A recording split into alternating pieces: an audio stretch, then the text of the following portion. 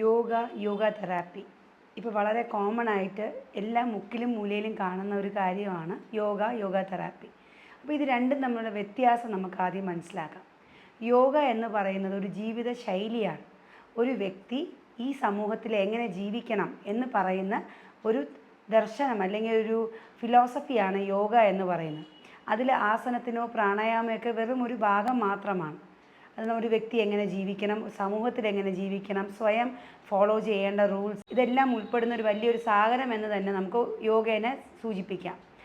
നമ്മളിപ്പോൾ കാണുന്ന ഈ ആസനമാകട്ടെ, പ്രാണായാമമാകട്ടെ, മെഡിറ്റേഷൻ ആകട്ടെ, ഇതെല്ലാം ആ സാഗരത്തിൽ നിന്നെടുക്കുന്ന ഓരോ ബക്കറ്റ് വെള്ളവുമാണ്. പക്ഷേ ഇതൊരു വലിയ ഫിലോസഫിയാണല്ലോ. അപ്പോൾ സാധാരണ ജനങ്ങൾക്ക് ആ ഫിലോസഫി ദഹിക്കാൻ വളരെ ബുദ്ധിമുട്ടാണ്. അതുകൊണ്ട് തന്നെയാണ് ഇതിനൊരു ചിട്ടയായിട്ട് അല്ലെങ്കിൽ സാധാരണ എല്ലാവർക്കും ഫോളോ ചെയ്യാൻ പറ്റുന്ന ഒരു രീതിയിലേക്ക് നമ്മൾ ഘടകങ്ങളായിട്ട് ഇതിനെ തിരിച്ചിരിക്കുന്നത്. അതാണ് യമ, നിയമ, ആസന, പ്രാണായാമ, ധാരണ, ധ്യാന, സമാധി. ആ ഒരു ലെവലിലേക്ക് അത് പോകും. അപ്പോൾ ഇതിൽ നമുക്ക് ഒരു വ്യക്തിക്ക് ഇപ്പം സാധാരണ ഒരു നോർമൽ ലൈഫ് ലീഡ് ചെയ്യുന്ന ഒരു വ്യക്തി, സ്പിരിച്വൽ അല്ല ഞാൻ പറയുന്നത്, സാധാരണ ഒരാൾക്ക് ആരോഗ്യവാനായിട്ട് ശാരീരികവും മാനസികവുമായിട്ട് ആരോഗ്യമായിട്ട് നിൽക്കണം എന്നുണ്ടെങ്കിൽ നമ്മൾ ഫോളോ ചെയ്യേണ്ട കുറച്ച് കാര്യങ്ങളുണ്ട്. അതാണ് ഈ ആസനവും പ്രാണായാമവും ഈ മാനസികാരോഗ്യത്തിനായിട്ട് ധാരണയും ധ്യാനവും ഒക്കെ വരുന്നത്. പക്ഷേ ഇതിനെ നമ്മൾ വളരെയധികം തെറ്റിദ്ധരിക്കപ്പെട്ടിരിക്കുകയാണ്, കമേഴ്ഷ്യലൈസ് ചെയ്തിരിക്കുകയാണ്. അപ്പോൾ ഈ കമേഴ്ഷ്യലൈസ് ചെയ്യുമ്പോൾ എന്ത് പറ്റും? ഇതിൻ്റേതായിട്ടുള്ള മൂല്യമായിട്ടുള്ള ആ ഒരു എസൻസ് നമുക്ക് നഷ്ടപ്പെട്ടു. ഇപ്പോൾ വളരെ എല്ലാം ബിസിനസ്സാണ്. അപ്പം ഇതുകൊണ്ട് തന്നെ എന്താണ് കറക്റ്റായിട്ടുള്ള യോഗാഭ്യാസം, എന്താണ് തെറ്റായിട്ടുള്ള യോഗാഭ്യാസം എന്ന് നമ്മൾ അറിയുന്നില്ല. എവിടെ നിന്ന് പഠിക്കണമെന്നും നമുക്ക് അറിയുന്നില്ല. നോർമലായിട്ട് വേറെ ശാരീരിക ബുദ്ധിമുട്ടൊന്നും ഇല്ലാത്ത ഒരു വ്യക്തിക്ക്, ആണായാലും പെണ്ണായാലും കുട്ടികളായാലും മുതിർന്നവരായാലും, അവർക്ക് ചിട്ടയായിട്ട് ചെയ്യാൻ പറ്റുന്ന ഒരു യോഗ ഷെഡ്യൂള്, യോഗ എന്ന് ഞാൻ പറയുമ്പോൾ യോഗ അഭ്യാസം എന്നാണ് ഞാനിവിടെ സൂചിപ്പിക്കുന്നത്. അപ്പോൾ ഈ യോഗ അഭ്യാസത്തിൻ്റെ ഒരു ഷെഡ്യൂളുണ്ട്. അതിൽ കോമൺ ആയിട്ട് വരുന്ന കാര്യങ്ങളാണ് നമ്മളെ ശ്വസനക്രിയകൾ, പ്രാണായാമം, ശാരീരികമായിട്ട് ലൂസൻ ചെയ്യുക, സ്ഥൂല വ്യായാമ അല്ലെങ്കിൽ ലൂസനിങ് എക്സസൈസ്, വാമപ്പിന് വേണ്ടിയിട്ട്, പിന്നെ കുറച്ച് ആസനങ്ങൾ. അതിൽ മെയിനായിട്ട് നമുക്കൊരു 12-15 ആസനങ്ങൾ മാത്രം നമുക്ക് മതി. പിന്നെ ആ ആസനങ്ങൾ ചെയ്ത് കഴിയുമ്പോൾ ശരീരത്തിനൊരു റെസ്റ്റ് കൊടുക്കണം. ആ റെസ്റ്റ് കൊടുക്കുന്നതിനെയാണ് നമ്മൾ റിലാക്സേഷൻ എന്നായിട്ട് പറയുന്നത്. ഈവൻ ശവാസനം പോലും ഒരു ആസനമാണ്. പക്ഷെ നമ്മളിവിടെ റിലാക്സ് ചെയ്യുന്നത് തന്നെ ശവാസനത്തിലേതാണ്. അത് തന്നെയാണ് തെറ്റ്. കാരണം ശവാസനം എന്ന് പറയുമ്പോൾ നമ്മൾ ഒരു ഡെഡ് ബോഡി, ഒരു ശവത്തിനെ പോലെ നമ്മളെ ശരീരത്തിന് നിശ്ചലമായിട്ട് വയ്ക്കുക. ശവത്തിന് ചിന്തിക്കാൻ കഴിയില്ല, അതുപോലെ നമ്മളും ചിന്തിക്കാൻ പാടില്ല. അപ്പോൾ അങ്ങനെ സ്റ്റിഫായിട്ട് കിടക്കുന്ന ഒരു ബോഡി എങ്ങനെ റിലാക്സിങ് ഫേസിൽ കിടക്കാൻ പറ്റും? അപ്പോൾ റിലാക്സ് ചെയ്യുന്നത് വിശ്രമാസനം എന്ന് പറയുന്ന ഒരു ആസനയിലാണ് റിലാക്സ് ചെയ്യേണ്ടത്. വിശ്രമാസനത്തിലാവുമ്പോൾ എന്താ, നമുക്ക് കൈ അനക്കാം, ഒരു ഈച്ച വന്നിരുന്നാൽ നമുക്ക് തട്ടിക്കളയാം, അതെല്ലാം ചെയ്യാം. അപ്പോൾ ശവാസനം ഒരു ആസനം തന്നെയാണ്. ഇത് ഞാൻ പറയാനുള്ള കാരണം തന്നെ നമുക്കിതിൻ്റെ വ്യത്യാസം, നമ്മൾ പഠിക്കുന്നത് എന്താണ്, നമ്മൾ പരിശീലിക്കുന്നത് എന്താണ് എന്നുള്ള വ്യത്യാസം നമുക്ക് തിരിച്ചറിയാൻ വേണ്ടിയിട്ടാണ് ഇത് ഞാനിവിടെ സൂചിപ്പിച്ചത്. ഇനി അടുത്തൊരു ഘട്ടത്തിലേക്ക് നമുക്ക് പോകാം. യോഗ തെറാപ്പി എന്ന് പറയുന്നത്, നിങ്ങൾക്ക് എന്തെങ്കിലും ഒരു അസുഖമുണ്ടെങ്കിൽ, അത് എന്തു അസുഖമാകട്ടെ, ചെറിയൊരു ശരീര വേദന ആയിക്കോട്ടെ അല്ലെങ്കിൽ ഉറക്കമില്ലായ്മ ആയിക്കോട്ടെ, ആ ഒരു പർട്ടിക്കുലർ കണ്ടീഷന്, ഹെൽത്ത് കണ്ടീഷന് നമുക്ക് യോഗ എങ്ങനെ ചികിത്സയായിട്ട് ചെയ്യാം എന്നുള്ളതാണ്. അപ്പോൾ എക്സാമ്പിൾ ഇപ്പോൾ ഞാൻ പറയുന്നു, ഒരു വ്യക്തിക്ക് ഒരു പ്രമേഹമുണ്ട്. ഈ പ്രമേഹം പല കാരണങ്ങൾ കൊണ്ടായിരിക്കും വരുന്നത്. അപ്പോൾ ആ പ്രമേഹം വരുമ്പോൾ ആ പ്രമേഹത്തിനെ നമുക്ക് പ്രതിരോധിക്കാനും ഉണ്ടെങ്കിൽ അതിനെ മാറ്റിയെടുക്കാനും യോഗയിൽ കൂടെ സാധിക്കും. അപ്പോൾ അവിടെ ആസനം മാത്രമാണോ യൂസ് ചെയ്യുന്നത്? അല്ല. പ്രാണായാമം മാത്രമാണോ? അല്ല. അപ്പോൾ ഇവിടെ വരുമ്പോൾ ഈവൻ നമ്മളുടെ ഡയറ്റ് ഒരു ഭാഗമാണ്, കൗൺസിലിംഗ് ഒരു ഭാഗമാണ്, അതിൻ്റെ ഒപ്പം ചെയ്യുന്ന ഒരു വ്യായാമ മുറ പോലെ നമുക്ക് യോഗ അഭ്യാസങ്ങളും ഒരു ഭാഗമാണ്. അപ്പോൾ യോഗ തെറാപ്പി എന്ന് പറയുമ്പോൾ വെറും ആസനങ്ങളോ പ്രാണായാമങ്ങളോ മാത്രമല്ല, അതിനുപരി നമ്മൾ ജീവിതശൈലിയിൽ വരുത്തേണ്ട മാറ്റങ്ങളാണ്. ഇനി ഈ ഒരു അവസ്ഥയിൽ നമുക്ക് ഏതെങ്കിലും ചികിത്സകൾ, അതിൽ നമുക്ക് മരുന്നിൻ്റെ ഔഷധത്തിൻ്റെ ആവശ്യമുണ്ടെങ്കിൽ അതിന് നമുക്ക് മറ്റ് ചികിത്സകൾ നമുക്ക് നേടാം. പ്രകൃതി ചികിത്സ, ആയുർവേദം, സിദ്ധ, ഹോമിയോ, അലോപ്പതി എന്നുള്ള നിങ്ങൾക്ക് ഏതാണോ ചൂസബിൾ ആയിരിക്കുന്നത് ആ ഒരു ചികിത്സാ മാർഗം നിങ്ങൾക്ക് തേടാവുന്നതാണ്. ഇപ്പോൾ ഒരു ഐഡിയ കിട്ടിയെന്ന് വിചാരിക്കുന്നു യോഗ എന്താണെന്നാണ്, നോർമലായിട്ടുള്ള യോഗ പ്രാക്ടീസ്, യോഗ തെറാപ്പി എന്നുള്ളത്. ഇനി നമ്മളുടെ ജീവനം നാച്ചുറോപ്പതി യോഗ ഹെൽത്ത് കെയർ സെൻറ്ററിൽ നമ്മൾ കൊടുക്കുന്നത് യോഗ തെറാപ്പിയാണ്. അപ്പോൾ ഈ യോഗ തെറാപ്പിയിൽ നിങ്ങളുടെ ഭക്ഷണക്രമം ചിട്ടയായ ഭക്ഷണക്രമത്തിന് മാറ്റം ഉണ്ടാകും.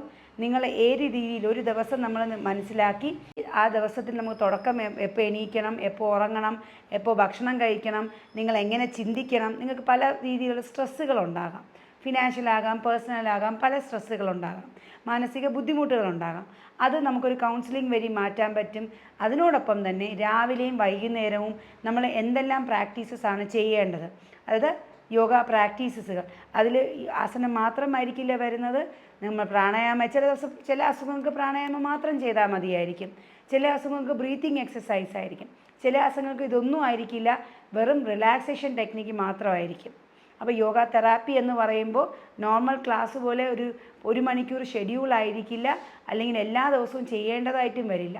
ചിലപ്പോൾ ഒരു 5 മിനിറ്റ് പ്രാക്ടീസ് ആയിരിക്കും, ചിലപ്പം 10 മിനിറ്റ് പ്രാക്ടീസ് ആയിരിക്കും, ചിലപ്പോൾ 3/4 മണിക്കൂർ പ്രാക്ടീസ് ആയിരിക്കും. അപ്പോൾ ആ രീതിയിൽ നമ്മൾ ഷെഡ്യൂൾ ചെയ്ത് നിങ്ങളെ ട്രെയിൻ ചെയ്യിപ്പിക്കും. കാരണം ഇത് നമ്മളൊരു 5-6 മാസം റെഗുലറായിട്ട് ചെയ്യേണ്ടതാണ്.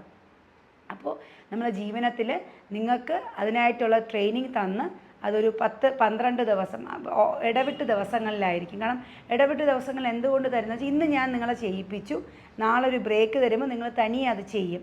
അപ്പോൾ നിങ്ങൾക്ക് സംശയങ്ങളുണ്ടാകും. അപ്പോൾ അടുത്ത ക്ലാസ്സിൽ വരുമ്പോൾ നമുക്ക് നമ്മുടെ അടുത്തോ നമ്മുടെ ഡോക്ടേഴ്സിൻ്റെ അടുത്തോ അത് ക്ലാരിഫൈ ചെയ്ത് നമുക്കത് മുന്നോട്ട് കൊണ്ടുപോകാം. അങ്ങനെ സെൽഫായിട്ടൊരു ട്രെയിനിങ്ങും കൂടി നമുക്ക് ഈ 12 ദിവസത്തെ ക്ലാസ്സിൽ കിട്ടും.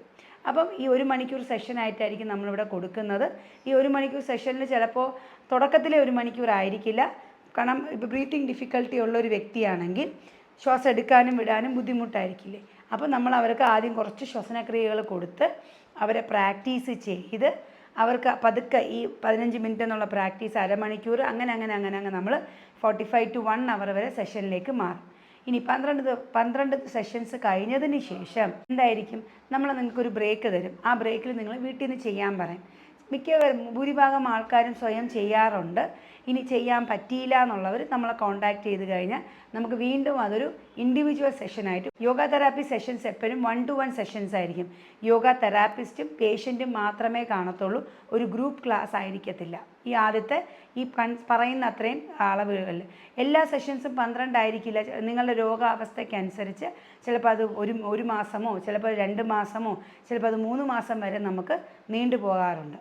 അപ്പോൾ ഇപ്പോൾ ഒരു ഐഡിയ കിട്ടിയെന്ന് വിചാരിക്കുന്നു, യോഗ ക്ലാസ് എങ്ങനെയായിരിക്കും എന്നുള്ളത്, യോഗ തെറാപ്പി എങ്ങനെയായിരിക്കും എന്നുള്ളത്. ഈ ഒരു തിരിച്ചറിവ് നമുക്ക് ഉണ്ടായാൽ തന്നെ നമുക്ക് വളരെയധികം, കാരണം ഭയങ്കര കൺഫ്യൂഷൻസാണ്. ഇപ്പോൾ അവർ പറയും ഞാൻ ഒരു ഡെയിലി ക്ലാസ്സാണ് യൂസ് ചെയ്തത്, പക്ഷെ നിങ്ങളുടെ ഹെൽത്ത് കണ്ടീഷന് അതൊരു ബുദ്ധിമുട്ടാണ്, അങ്ങനെ ചെയ്യാൻ പറ്റും. എല്ലാ ആസനങ്ങളും ചെയ്യാൻ പറ്റിയെന്ന് വരില്ല. അപ്പോൾ റിലാക്സിങ് ആയിട്ടുള്ള ആസനങ്ങൾ ചെയ്യുക. ഇനി എങ്ങനെയാണ് യോഗ തെറാപ്പി ശരീരത്തിന് വർക്ക് ചെയ്യുന്നത്, അല്ലെങ്കിൽ എങ്ങനെയാണ് നമുക്ക് ബെനിഫിഷ്യലായിട്ട് വരുന്നത്? അതിന് മെയിനായിട്ട് എഫക്റ്റ് ചെയ്യുന്ന ഓർഗനാണ് നെർവസ് സിസ്റ്റം. നമ്മൾ യോഗ ചെയ്യുമ്പോൾ നമ്മളെ ശരീരത്തിൽ ബോഡി മൂവ്മെൻ്റ് ഉണ്ട്, ബ്രീത്തിങ് അവെയർനെസ് ഉണ്ട്, ശ്വാസത്തിൻ്റെ ഗതിയുണ്ട്. ഇത് മൂന്നും കമ്പൈൻ ചെയ്ത് വരുമ്പോൾ ശരീരത്തിന് ഒറ്റേ സമയത്ത് 3D അവെയർനെസ് ആണ് നമുക്ക് വരുന്നത്. അപ്പോൾ ഈ 3D അവെയർനെസ്സിൽ എന്ത് സംഭവിക്കും? ഒരൊറ്റ സമയത്ത് 3 കാര്യങ്ങൾ ചെയ്യാൻ നമ്മൾ ബ്രെയിനിനെ, നമ്മളെ തലച്ചോറിനെ പറയുകയാണ്, നീ 3 കാര്യങ്ങൾ ചെയ്യണം എന്നുള്ളത്. അപ്പം ഒരു കുട്ടിയോട് എഴുതാൻ പറയുമ്പോൾ ഇന്ന് ഇംഗ്ലീഷ് മാത്രം പഠിച്ചാൽ മതി, നാളെ നീ മലയാളം മാത്രം പഠിച്ചാൽ, അങ്ങനെയല്ല. നമ്മൾ ഇംഗ്ലീഷും മലയാളം എല്ലാം ഒരു ദിവസം പഠിക്കും. അപ്പം നമ്മളവനെ ട്രെയിൻ ചെയ്യിപ്പിച്ചെടുക്കുകയാണ് അല്ലേ. അതുപോലെ നമ്മളെ ബ്രെയിനെ നമ്മൾ റീവയറിങ് എന്ന് പറയാം, അല്ലെങ്കിൽ ന്യൂറോ പ്ലാസ്റ്റിസിറ്റി എന്ന് പറയാം. അപ്പോൾ തലച്ചോറിൻ്റെ ഏതെങ്കിലും ഭാഗത്ത് ഈ നെർവസ് സിസ്റ്റം ഉപയോഗിക്കാതിരിക്കുകയാണെങ്കിൽ, നമ്മൾ എന്നും ഡെയിലി നമ്മൾ റിപ്പീറ്റ് ചെയ്യുന്നത് കൊണ്ട് ന്യൂറോ പ്ലാസ്റ്റിസിറ്റി വരികയും ആ ന്യൂറോ പ്ലാസ്റ്റിസിറ്റിൻ്റെ ഭാഗമായിട്ട് ആ ഉറങ്ങിക്കിടക്കുന്ന ആ ഭാഗം നമ്മൾ ഉണർത്തിയെടുക്കുന്നു, അതായത് ആ പ്രവർത്തനത്തിലേക്ക് കൊണ്ടുവരുന്നു. അതാണ് ഫസ്റ്റ് ചേഞ്ച് ഉണ്ടാകുന്നത്. സെക്കൻഡ് എന്ന് പറഞ്ഞാൽ റിലാക്സേഷൻ. നമുക്ക് ആവശ്യം വിശ്രമമാണ്. നമ്മൾ കണ്ടിന്യൂസ് വർക്ക് ചെയ്യുവാണ്. പറയും ഞാൻ ഞായറാഴ്ച റെസ്റ്റാണ്. ഇല്ല, ഞായറാഴ്ച നിങ്ങൾ ജോലി ചെയ്യുകയാണ്. റെസ്റ്റ് എന്ന് പറഞ്ഞാൽ ഒന്നും ചെയ്യാതെ റിലാക്സ് ചെയ്തിരിക്കുക. വീട്ടിൽ ജോലി ചെയ്യുന്നത് ഒരു ജോലിയാണ്. അപ്പം ആഴ്ചയിൽ 6 ദിവസം ജോലി ചെയ്യുന്നെങ്കിൽ 7ാമത്തെ ദിവസം നിങ്ങൾ ഫ്രീ ആയിട്ടിരിക്കുക. കുടുംബത്തോടു കൂടി അല്ലെങ്കിൽ ഫാമിലിയോടുകൂടി നല്ല ടൈം സ്പെൻഡ് ചെയ്യുക. നല്ല ബീച്ച്, പാർക്ക്, അങ്ങനെയുള്ള കാര്യങ്ങൾ നമ്മൾ സ്പെൻഡ് ചെയ്യുക. അതേപോലെ ഒരു റിലാക്സേഷൻ നമ്മൾ മിമിക്ക് ചെയ്യുകയാണ്. ഈ ഒരു 15 മിനിറ്റ് സെഷൻ അല്ലെങ്കിൽ 5 മിനിറ്റ് റിലാക്സേഷൻ സെക്ഷനിൽ കൂടെ നമുക്ക് ആവശ്യമുള്ള ആ 24 മണിക്കൂർ റെസ്റ്റിനെ നമ്മൾ മിമിക്ക് ചെയ്യുകയാണ്. അപ്പോൾ നമ്മളുടെ സെല്ലുകളും കോശങ്ങളും അതുപോലെ ശരീരത്തിൻ്റെ അവയവങ്ങളും എല്ലാം ഒരു റെസ്റ്റിംഗ് ഫേസിലോട്ട് പോകും. ഈ റെസ്റ്റിംഗ് ഫേസിലോട്ട് പോകുമ്പോഴത്തേക്ക് നമുക്ക് ആവശ്യമുള്ള റിലാക്സേഷനായി. ഇനി അടുത്തതെന്ന് പറയുന്നത് നമ്മൾ മറ്റുള്ളവരുമായിട്ട് ഇടപെടുന്ന ഒരു അവസ്ഥയുണ്ടാകും. ആ അവസ്ഥയിൽ മാറ്റം വരും. ഇന്ന് ഞാൻ ഒരാളെ കാണുന്നു, നിങ്ങളെ കാണുകയാണ്. അപ്പോൾ ഇന്ന് എനിക്ക് നിങ്ങളെക്കുറിച്ച് ഒന്നും അറിയില്ല. പക്ഷെ നാളെ ഞാൻ വീണ്ടും കാണുന്നു. അങ്ങനെ 3-4 ദിവസം കഴിഞ്ഞ് കഴിയുമ്പോൾ നിങ്ങളുമായിട്ട് ഞാൻ സംസാരിക്കുന്നില്ല, പക്ഷെ നിങ്ങളെ കണ്ടൊരു പരിചയം എൻ്റെ മനസ്സിലുണ്ടായി. ആ പരിചയം വെച്ച് ഞാൻ എൻ്റെ മനസ്സിലൊരു സങ്കല്പം ഉണ്ടാക്കും. ഈ വ്യക്തിയുടെ ശരീരം ഇങ്ങനെ, നമ്മൾ രൂപവും ഭാവവും വെച്ചൊരു സങ്കല്പം വരും. പക്ഷേ നമ്മൾ ആ സങ്കല്പത്തിന് നേരെ വിപരീതമായിരിക്കും നിങ്ങളുടെ സ്വഭാവവും എല്ലാം. അപ്പോൾ ആ ഒരു ഇൻ്ററാക്ഷൻ, നമ്മൾ ആദ്യം ഒരു രൂപഭാവം വെച്ചൊരു സങ്കല്പം ഉണ്ടായി, അതിന് ബദലായിട്ട് നമ്മൾ വന്ന് നിങ്ങളുമായിട്ട് സംസാരിച്ച് നിങ്ങളുമായിട്ട് ഇടപഴകി നമുക്ക് നിങ്ങളുമായിട്ടൊരു ഇൻ്ററാക്ഷൻ ഉണ്ടാക്കുക. അതാണ് നമ്മൾ ട്രെയിൻ ചെയ്യുന്നത്.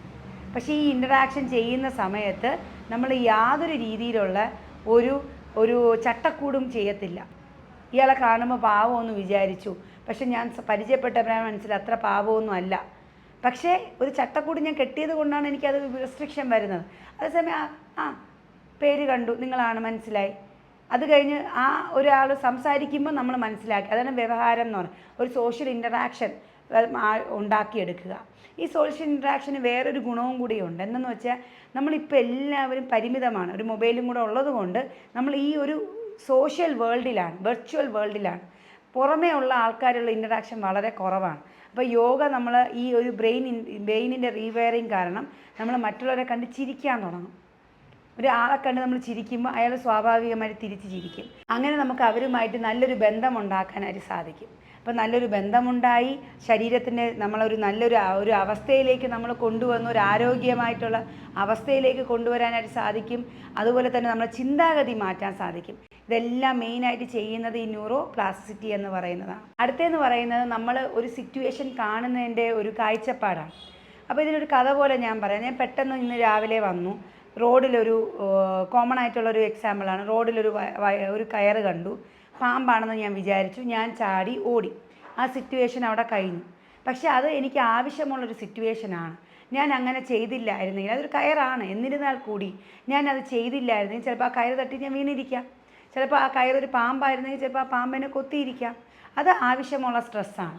അത് നമ്മളെ ശരീരത്തിൻ്റെ ബ്രെയിൻ തലച്ചോറ് തന്നെ ചെയ്യുന്ന ഒരു കൺട്രോളിങ് സിസ്റ്റമാണത്. ഇനി ഞാനതൊരു ജോലി സ്ഥലത്തോ വീട്ടിലോ പോയിട്ട് അത് ഞാൻ റീപ്ലേ ചെയ്യുവാണ്. പക്ഷെ ആ സിറ്റുവേഷൻ അവിടെ ഇല്ല. ഞാൻ കഥ പറയുന്നത് പോലെ ഞാൻ റീപ്ലേ ചെയ്യുവാണ്. അപ്പോൾ ഞാൻ റീപ്ലേ ചെയ്യുമ്പോൾ എന്ത് പറ്റും? എൻ്റെ ശരീരത്തിൽ ഓടാൻ വേണ്ടിയിട്ട് എത്രത്തോളം കോർട്ടിസോൾ ഹോർമോണോ അല്ലെങ്കിൽ ഫൈറ്റ് ആൻഡ് ഫ്ലൈറ്റ് ഹോർമോണോ സെക്രീറ്റ് ചെയ്യേണ്ടതായിട്ടുണ്ടോ, അല്ലെങ്കിൽ എന്തെല്ലാം മാറ്റങ്ങളാണ് എൻ്റെ ശരീരത്തിൽ ആ ഒരു അവസ്ഥയ്ക്ക് വേണ്ടത്, അതെല്ലാം ഞാൻ ഓരോ പ്രാവശ്യം ഓരോ വ്യക്തിയോട് ഈ കഥ ആവർത്തിക്കുമ്പോഴും അതുണ്ടാകുന്നുണ്ട്. അതാണ് സ്ട്രെസ് ഹോർമോൺ എന്ന് പറയുന്നത്. അതാണ് നമുക്ക് വേണ്ടാത്തത്. അപ്പോൾ യോഗ നമ്മൾ പ്രാക്ടീസ് ചെയ്യുകയോ നമ്മുടെ ലൈഫിൻ്റെ ഇമ്പാർട്ട് ചെയ്യുമ്പോഴോ, ഒരു കൗൺസിലിംഗ് ഞാൻ പറഞ്ഞില്ലേ, അതിലെങ്ങനെ വരുന്നതെന്ന് വെച്ച് കഴിഞ്ഞാൽ ഇതിൻ്റെ ആവശ്യമില്ല. നീ ഒരു കയറ് കണ്ടു, നീ ഓടി, തീർന്നു. ഒരാളോട് പറഞ്ഞോ, പ്രശ്നമില്ല. അതൊരു 3-4 പേര് പറയേണ്ട കാര്യം, കാരണം നിൻ്റെ കഥ കേൾക്കാൻ അവർക്ക് ആവശ്യമില്ല എന്നൊരു കൗൺസിലിംഗ് നമ്മൾ പേഷ്യൻസിനെ ബോധിപ്പിക്കുകയാണ്. അത് ഓവർ തിങ്കിങ്, ഓവർ എക്സ്പ്ലനേഷൻ്റെ ആവശ്യമില്ല. അപ്പോൾ ഇത് കൊണ്ട് വേണ്ട എന്ന് മനസ്സിലാക്കുമ്പോൾ അനാവശ്യമായിട്ടുള്ള സ്ട്രെസ് ഹോർമോൺ ഉണ്ടാകുന്നില്ല. ഈ പറയുന്ന ആവശ്യമില്ലാതെ നമ്മുടെ ശരീരത്തിൽ മറ്റ് ഗ്ലൂക്കോജനസിസ്, ഗ്ലൂക്കോലൈസിസ് എന്ന് പറയുന്ന പ്രവർത്തനങ്ങൾ ഉണ്ടാകുന്നില്ല. അതാണ് സ്ട്രെസ് ഹോർമോൺ ചെയ്യുന്നത്. അപ്പോൾ എപ്പോഴും നമ്മളൊരു യുദ്ധഭൂമിയിൽ നിൽക്കുന്ന ഒരവസ്ഥ നമുക്ക് വരുന്നില്ല. ചില ആൾക്കാരില്ലേ വളരെ ലാഘവത്തോടെ വളരെ ഫ്രീ ആയിട്ടിരിക്കും. നമ്മൾ ചോദിക്കും, നിങ്ങൾക്ക് ഇഷ്യൂ അല്ലേ? ഇല്ല, അത് നടന്നു, അത് നടക്കേണ്ടതാണ്, നടന്നു, ഇനി അതെങ്ങനെ മാറ്റി ചിന്തിക്കാം എന്ന് നമ്മൾ ചിന്തിക്കും. അതാണ് നമ്മൾ യോഗ തെറാപ്പി ഹെൽപ്പ് ചെയ്യുന്നത്. അപ്പോൾ നോർമൽ യോഗ ക്ലാസ്സിൽ ഇതില്ലേന്ന് ചോദിച്ചു കഴിഞ്ഞാൽ ഉണ്ട്, പക്ഷേ അത് സ്പെസിഫിക് ആയിട്ട് നമ്മൾ എടുത്ത് പറയുന്നില്ല. നോർമൽ ക്ലാസ്സിൽ ആസന സെഷനിലോ പ്രാണായാമ സെഷനിലോ അത് പറഞ്ഞു പോകും. പക്ഷേ യോഗ തെറാപ്പി ആകുമ്പോൾ നിങ്ങളുടെ അസുഖത്തിനനുസരിച്ച്, ഇപ്പോൾ എക്സാമ്പിൾ ഡയബറ്റീസ് ആയിട്ടുള്ള പേഷ്യൻ്റ് ആണെങ്കിൽ നിങ്ങൾ മധുരം കഴിക്കരുത്, മധുരം കഴിക്കുമ്പോൾ ഇങ്ങനെ പ്രശ്നങ്ങൾ ഉണ്ടാകാം, ഇന്ന മാറ്റങ്ങൾ ഉണ്ടാകാം എന്ന് നമ്മൾ അവരെ പറഞ്ഞ് മനസ്സിലാക്കി അതവർ ഉൾക്കൊള്ളണം. ഈ ഉൾക്കൊള്ളുന്നതാണ് ഈ സ്ട്രെസ് ഹോർമോൺ ഇല്ലാതാക്കുന്നത്. ഇത്രയും കാര്യങ്ങളാണ് യോഗ തെറാപ്പിയിൽ കൂടെ നമ്മളൊരു പേഷ്യൻസിന് കൊടുക്കുന്നത്. ഇതേപോലെ തന്നെയാണ് ശുചീകരണം എന്ന് പറയും, ക്ലെൻസിങ് പ്രൊസീജിയർ. അപ്പം അത് വളരെ കുറച്ച് പേർക്കേ അറിയത്തുള്ളൂ. ജലനേതി, സൂത്രനേതി, വമന, ബസ്തി, അതായത് എനിമ, നൗലി, ത്രാടകം, കപാലഭാതി, അത് നമ്മളെ യോഗ ചെയ്ത് നമ്മൾ ശരീരത്തിൻ്റെ പുറത്ത് ശുദ്ധീകരിക്കുന്നത് പോലെ തന്നെ ഉള്ളിലുള്ള, അതായത് അവയവങ്ങളെ ശുദ്ധീകരിക്കണം. അതും വളരെ ഇമ്പോർട്ടൻ്റ് ആണ്. അതും യോഗ തെറാപ്പിയിൽ ഉൾപ്പെടുത്തിയിട്ടുണ്ട്. ഓരോ അവസ്ഥയ്ക്കനുസരിച്ച്, അതായത് ഇപ്പോൾ ഡിറ്റോക്സിങ്, ലിവർ ഡിറ്റോക്സിങ് ആണെങ്കിൽ നമ്മൾ വമന ചെയ്യണം, ശംഖപ്രക്ഷാളന ചെയ്യണം, ബസ്തി എനിമ ചെയ്യണം. ഇനി അടുത്തത് ഇപ്പോൾ ഇൻസോംനിയ, ഉറക്കമില്ലാത്ത പേഷ്യൻ്റ് ആണെങ്കിൽ നമ്മൾ ത്രാടക കൊടുക്കും, അങ്ങനത്തെ കാര്യങ്ങൾ ചെയ്യും. അതേപോലെ തന്നെയാണ് നമ്മൾ ചെയ്യുന്ന ഈ മുദ്രാസും ബന്ധാസും, ഇതെല്ലാം നമ്മൾ യോഗ തെറാപ്പിയിൽ കുറച്ചും കൂടി ഇമ്പോർട്ടൻസോടുകൂടി നമ്മൾ ചെയ്യുന്നതാണ് യോഗ തെറാപ്പി. ഇപ്പോൾ നമുക്ക് എല്ലാവർക്കും മനസ്സിലായെന്ന് വിചാരിക്കുന്നു. യോഗ എന്താൽ എന്നാണ്, യോഗ അഭ്യാസങ്ങൾ എന്താണെന്നും നോർമൽ യോഗ ക്ലാസ്സിൽ എന്താ നടക്കുന്നു എന്നുള്ളതും യോഗ തെറാപ്പിയിൽ എന്ത് നടക്കുന്നു എന്നുള്ളതും.